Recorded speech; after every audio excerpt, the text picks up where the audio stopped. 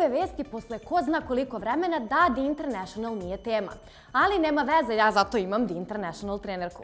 Moje ime je Neda Luković, a vi gledate još jedan Clutch News.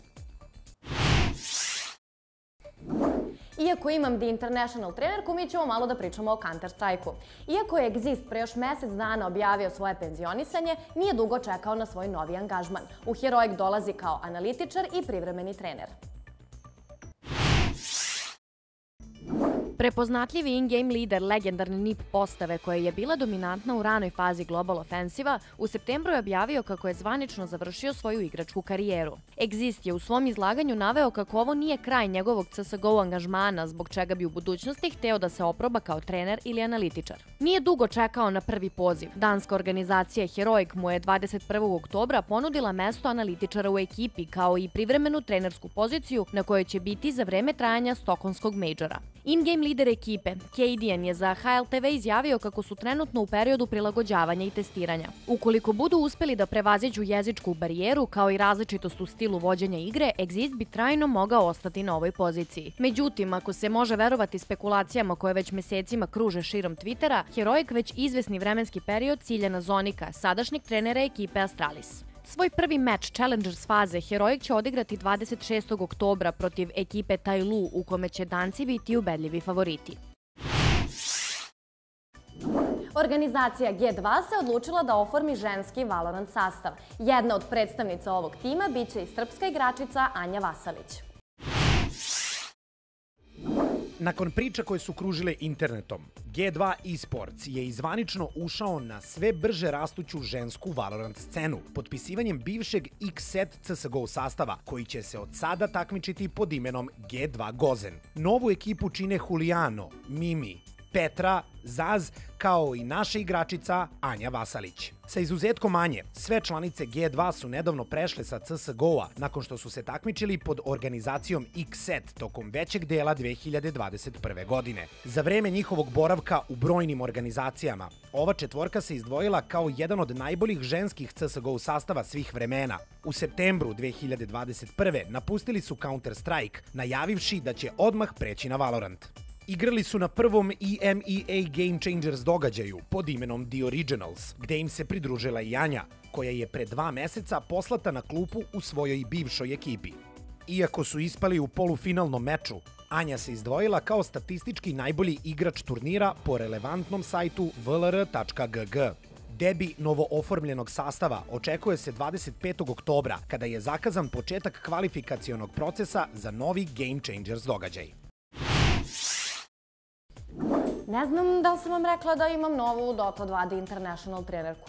Dobro, nije to sad toliko važno. Ono što je važnije jeste da je sve češće pojava spajanja elektronskog i tradicionalnog sporta. Švedska organizacija NiP se udružila sa Acer Venturesom tako što je oformila novu organizaciju koja će imati ulogu consulting agencije pod imenom Shinobi Sports.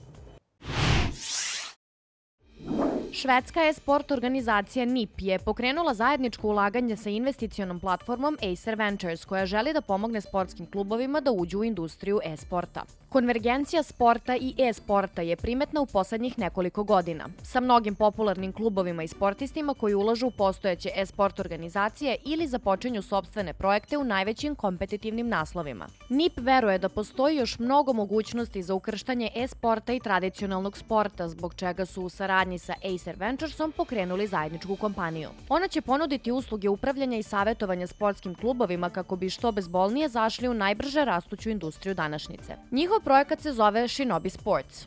Vodeće ga izvršni direktor Danny Menken sa glavnim ciljem prevazilaženja jaza između tradicionalnog sporta i e-sporta, kako bi stvorili novu vrednost za klubove, navijače i partnere. Furia, Big i Heroic su potpisivanjem sporazuma iz Luvra vrednog $20 miliona sebi obezbedili trajni slot u ESL Pro ligi kao i povlašćeno mesto na mnogim drugim turnirima. Nakon dugih pregovora, ESL je objavio kako su postigli međusobne dogovore sa 3 eminentne CSGO organizacije koje su potpisale sporazum iz Luvra, kojim će postati zvanični partneri ESL-a. Mediji prenose kako su 3 organizacije ponudile cifru od gotovo $20 miliona, što je ESL oberučke prihvatio.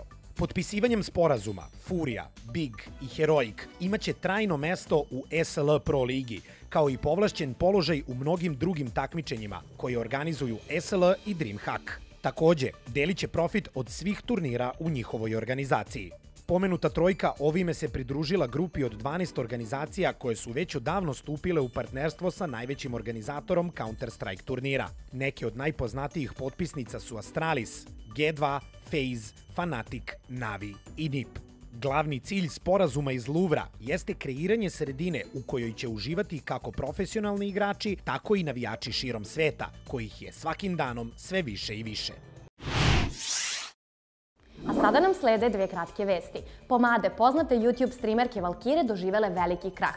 A s druge strane, evropski ljubitelji League of Legendsa će moći da prate finale Worldsa u bioskopima. Doduše, Srbija ne spada u tu listu.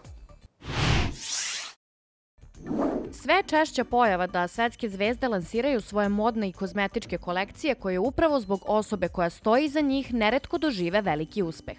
Ovoga puta to je bila najpoznatija YouTube streamerka, Valkira, koja je zajedno sa svojim timom kreirala cijelu liniju proizvoda posvećenu zaštiti lica od štetnih zračenja računara. Međutim, odmah po lansiranju, cijela kolekcija naišla je na veliko nezadovoljstvo. Na zvaničnom sajtu je čak 4 puta više negativnih ocena, što je ogroman neuspeh za brend na kome su navodno radili pune 2 godine. Takođe, naučnici navode kako još uvek nije utvrđeno da zračenja iz monitora štete ljudskoj koži, zbog čega celu kolekciju karakterišu kao prevaru. Worlds je ove godine po prvi put organizovan bez prisustva publike. Kako bi se barem jednim delom iskupili, organizatori su rešili da veliko finale, koje će se odigrati po best of 5 principu, emituju u bioskopima širom Evrope. Finalni okršaj zakazan je za 6. novembar i biće prikazan u ukupno 70 evropskih bioskopa. Još uvek nije poznato koje će zemlje biti uključene u ovaj program, ali sudeći po prethodnim događajima, Srbija neće biti jedna od njih. Polako se približavamo kraju današnje epizode. Ja i dalje nosim Dota 2 The International trenerku. Hvala vam na pažnji i vidimo se u sledećim vestima.